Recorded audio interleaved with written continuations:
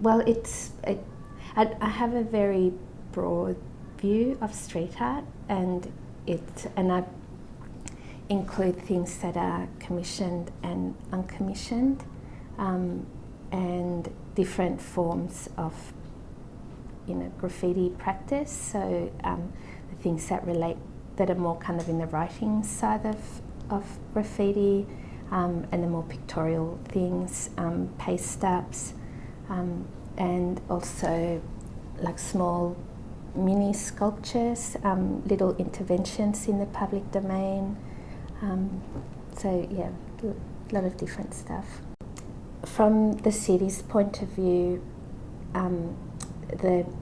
there's a recognition that street art is a really visible and inclusive art form, and that there's things that should be encouraged and supported. In general, people that live in the city can recognise the difference between things and the overlaps. I think generally they're pretty savvy, sophisticated city dwellers, and they may not necessarily talk about it, but they can definitely distinguish from work that has taken time and thought to create, versus say a tag on sandstone that is difficult to remove and just damages it.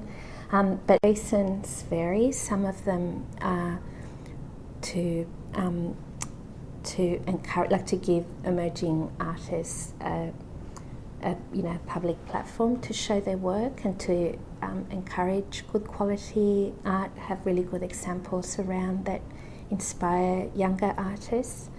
Another reason is we work with the youth centres and graffiti street art artists to do works with the young people around youth centres. Things like the Numbskull project is about recognising an artist that is becoming kind of recognised and having a really good showpiece for them. So lots of reasons. The Rico Rennie work at Taylor Square, so the pink building with stripes. So that's a street artwork that the city commissioned a few years ago and has become almost like a symbol for Taylor Square. Like, it's been really, really well received. One of the things we're looking at is being really clear about what's legal and illegal, because it's actually not very clear at the moment, and what's allowed and what's not allowed.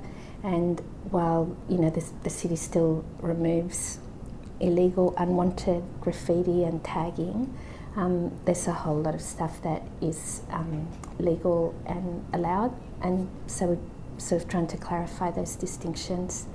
But I think as people became familiar with the form, and people experience living in the city, and now they see it as a very urban art form, and in general, I mean, there's still people that just dislike every form of graffiti and street art, but in general, the feedback that we get from people that live in the city is that they like it.